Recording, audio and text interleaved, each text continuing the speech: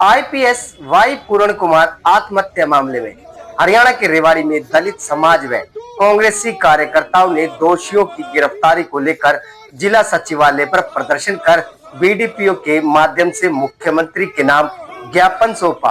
और चेतावनी भरे लहजे में कहा कि यदि जल्द वाई पूरण कुमार आत्महत्या के दोषियों को गिरफ्तार नहीं किया गया तो कांग्रेस करेगी अनिश्चितकाल धरना प्रदर्शन। प्रदर्शनकारियों ने कहा कि वाई पूरण सिंह एक ईमानदार और वरिष्ठ अधिकारी थे। ऐसे व्यक्ति पर 2.5 लाख रुपए मंथली लेने जैसा घिनौना आरोप किसी बड़ी साजिश का हिस्सा है जो सिर्फ जातिवाद का परिणाम है और इसी कारण उन्हें आत्महत्या जैसा कदम उठाना पड़ा, जिसकी सीबीआई द्वारा निष्पक्ष जांच हो और दोषियों के खिलाफ सख्त कार्रवाई हो। वहीं दूसरी ओर उन्होंने कहा कि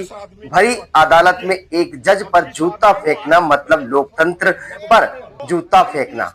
उन्होंने कहा कि दोषियों पर सख्त कार्रवाई हो ताकि फिर कोई संविधान के रक्षकों पर इस प्रकार का अपराध न कर सके।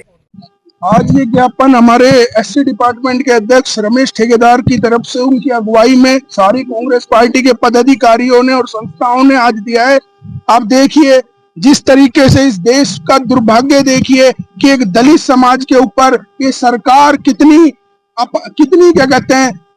मतलब अब कितनी विपदा इस सरकार की तरफ से आ रही है। जिस तरीके से इस देश के सीजीआई साहब के ऊपर जूता उछाला गया, ये जूता उस सीजीआई साहब के ऊपर नहीं उछाला, इस भारत देश के संविधान के ऊपर जूता उछालने की काम करा इन्होंने। आज एडीजी लेवल के अधिकारी के ऊपर आज इतना उसको जाति के नाम पे उनको इन्होंने टॉर्चर कर दिया कि उनको अपनी आत्महत्या करनी पड़ी। आप ये देखिए कि आज देश प्रदेश का आम नागरिक कितना सेफ रह सकता है और एक उनके जाति के नाम पर उनसे आरोप लगा के कि 2.5 लाख की मंथली के नाम पर आरोप लगाते हैं। मैं आपके माध्यम से सीएम साहब को कहना चाहूंगा कि अगर आप पीछे इनकी 11 साल की सरकार में उठा लीजिए, एक क्लर्क के ऊपर करोड़ों रुपए के घपले का आरोप लग जाता है, कहीं सोसाइटियों पे करोड़ों रुपए का घोटाला होता है, एक एडीजीपी लेवल के ऊपर 2.5 लाख का आरोप लगा के इस मामले को दबाना चाहते हैं। आज उनका परिवार को देखिए कि वो आरोप लगा रहे हैं, ना तो जल्द डेड बॉडी को जबरदस्ती लेके पीजीआई ले जाया गया, परंतु बड़ी शर्म की बात है इस देश में दलितों के ऊपर, दलितों को इलेक्शन से पहले भाजपा हिंदू बना देती है और जब इलेक्शन हो जाते हैं उसके बाद उनको दलित की लाइन में खड़ी कर देती है। तो मैं आपके माध्यम से कहना चाहूंगा कि हमें भी कहीं ना कहीं समझने की जरूरत है। जो बाबा साहब भीमराव अंबेडकर के संविधान से छेड़छाड़ करेगा, हम उनकी राजनीति को खत्म करने की बात हमेशा करते आए हैं और करते रहेंगे। अगर बाबा साहब के संविधान को इन्होंने छेड़ा तो ये आज जिस तरीके से ये समाज की क्रीम आपके बीच दिखाई दे रही है और जल्दी एक पूरे समाज रेवाड़ी जिले के सारी हमारी मीटिंग हो गई, एक बड़ा प्रोटेस्ट यहाँ पर आपको देखने को मिलेगा और कतई बर्दाश्त नहीं करेंगे। इनको आंखों से पट्टी हटानी पड़ेगी, नहीं तो इनका तख्ता पलट करने का काम यही लोग और यही 36 बिरादरी के लोग करके दिखाएंगे। हमने जो आज जो ज्ञापन दिया है हमारे बहुत ही सम्मानीय और माननीय ईमानदार हमारे स्वर्गीय एडीजीपी वाई पूर्ण कुमार जी जो